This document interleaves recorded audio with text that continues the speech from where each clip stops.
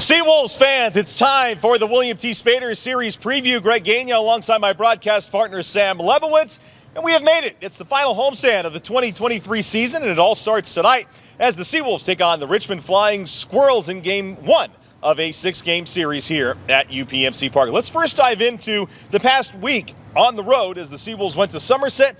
They split a 6-game series, a very well-played series between the Seawolves and the Patriots. All close ball games, and getting out of there with the series split's a good thing.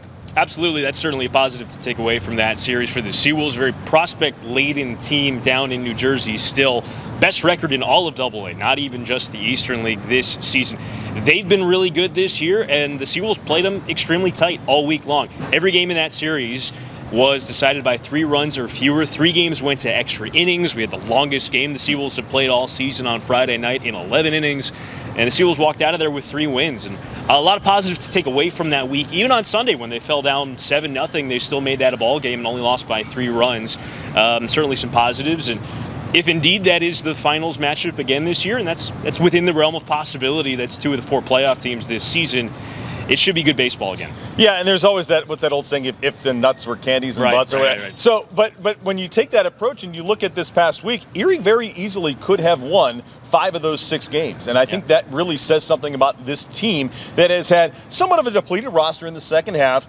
Guys are tired right now, but it was still a really good week of baseball for the Seawolves, just being that tight with that good of a ball club. Yeah, you can walk out of there and think that if in 2 weeks we have to face those guys again, we can play them. We can beat them. Frankly, from our perspective, Somerset looked a little beatable. Somerset's in the playoffs. Binghamton clinched their playoff spot this weekend, so the Northeast is figured out. Southwest is not. Seawolves have the Flying Squirrels this week. Probably going to be a preview of the playoffs. The Squirrels are up on Bowie. They can clinch this week that second playoff spot, and that would set up a rematch of last year's playoffs. We haven't seen the Squirrels in a while, though. No, we haven't. Not since June. So some new faces here for the Flying Squirrels on both the offense and the pitching side that we'll get to know a little bit this week. Think of this week as kind of an advanced scouting week for really both teams to take a look at some of the players they haven't seen yet and kind of codify their scouting reports and their preparation for the playoffs. And even if the Seawolves don't necessarily play great this week, or even if they do play really well this week, it isn't necessarily a sign of things to come because anything could happen in the playoffs. And we've seen that, and it seems like anytime you play the Richmond Flying Squirrels, it's always wild ball games. Yes. And Erie, they came to Erie earlier this season. Seawolves took 5 of 6, played pretty well at the Diamond, which at times they don't do. But we saw that when you play at the Diamond, the magic of the Diamond happens sometimes. Erie had a couple get away from them there. But then the flip side happened when they came to UPMC Park, and I can think of the one game where Erie was down in the 9th inning, and that was one of Erie's last walk-off wins before this past homestand. Back in May, yeah. And it's wacky games when these two teams meet. Oh, we're going to have some fun baseball in store for us this week, especially last homestand of the season. They're going to be trying things. They're going to be throwing guys out there and trying to line things up for the playoffs, as the Seawolves are too, especially once Richmond is able to clinch, if they are able to clinch by midweek. It's going to get wacky again. All right, Sam. Now, in the back pocket of yours, you have a paw pack. What must fans do with their paw packs and vouchers and sponsor tickets and rain out tickets? What do they got to do? I'm so glad you asked. Use them this week.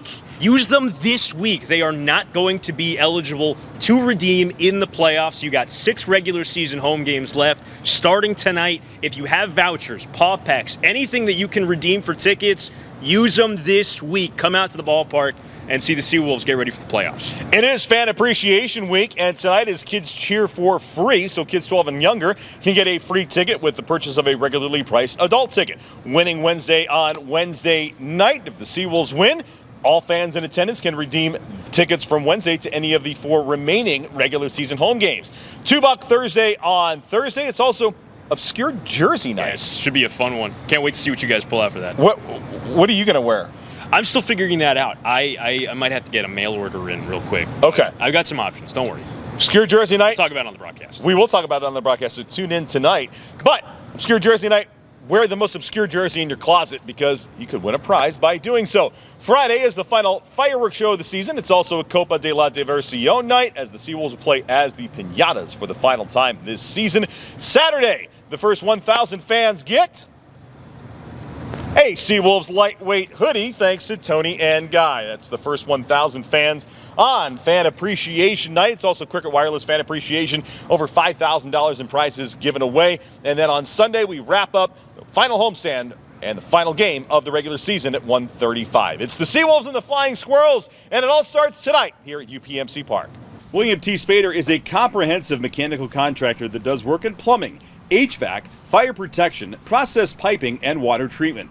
They do 24/7 service and repair for both commercial establishments and residential homes. Head on over to WMTSpader.com for more information.